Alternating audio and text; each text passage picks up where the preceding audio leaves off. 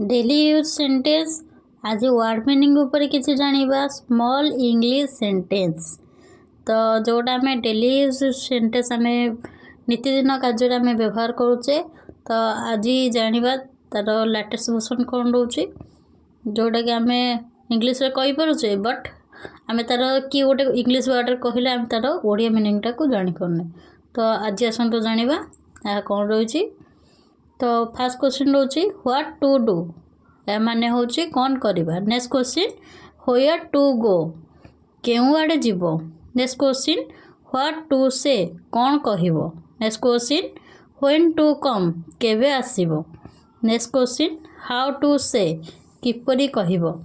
Next question what to wear कौन पिंधिबो।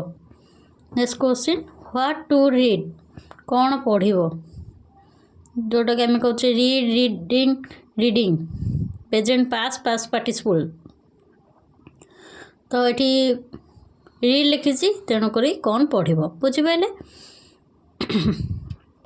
जेहेतु यहाँ प्रेजेंट करुँची मैंने पढ़ुची तो हुम टू मीट क्या साक्षात कर माने भेटिवा साक्षात कर माने भेटिवा। Next question when to go केबे जीवो।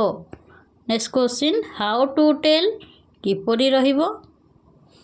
Next question what to eat कौन खाइबो आमे बेले बेले कुनिया मंत्र आसले पचार दो जे कौन खाइबो तो सेटा को इंग्लिश रे कौन कहबा ना व्हाट टू ईट।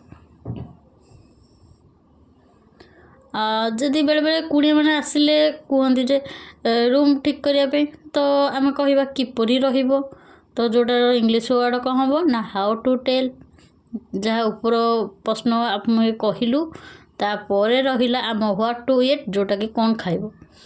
तो नेक्स्ट क्वेश्चन आस शुणा बी रेडी प्रस्तुत रुह आम कौटे जावाक हाउचे तो आम सेटा को आम कहे शीघ्र प्रस्तुत हुआ तो सेटा कौन कहे ना be ready. Let me work next question let me work मते काम करने को दियो okay.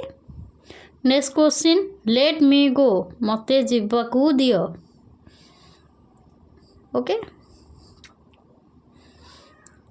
Next question take care of him here him लगे परिबा हियर लगे परिबा take care of him here. Next question कौन ना take care of him here तांको जत्न नियो। Next question move aside answer कौन रहिबो ना गुड़िए पाख हो जाओ ओके। तो आर ओडिया आंसर रहा जोटा को इंग्लिश रे कौन कहबा ना मूव ए साइड।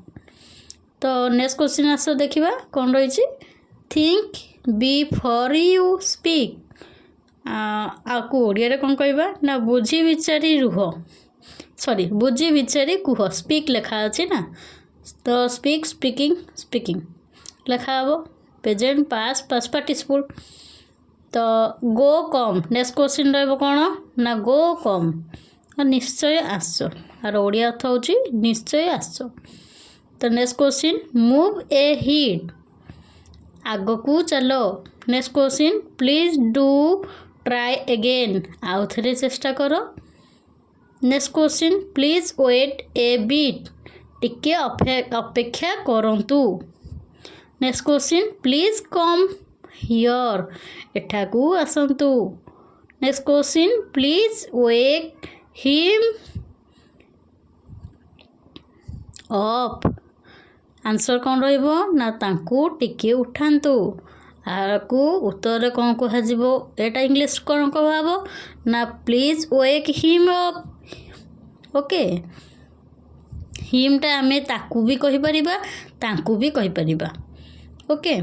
तो प्लीज वेक हिम अप हला तांकू टिके उठांतु एठी लिखि परिबा दया करी तांकू टिके उठांतु जेहेतु प्लीज लिखिछि जहाँ भी आम दुईटा वर्ड जहाँ भी लिखिपर। अच्छा जदि आम वीडियोटी आपन को भल लगी दयाकोरी लाइक शेयर सब्सक्राइब करूँ जदि आपण मैंने आम वीडियो को नुआ सर्वप्रथमे देखुंट ताले सांगसाथी मानक शेयर करिया सह फुल वाच करंतु एवं जदि वीडियोटी आपण मानक पसंद होइथबो दयके लाइक करने को भूलिबेनी। रोची जय जगन्नाथ।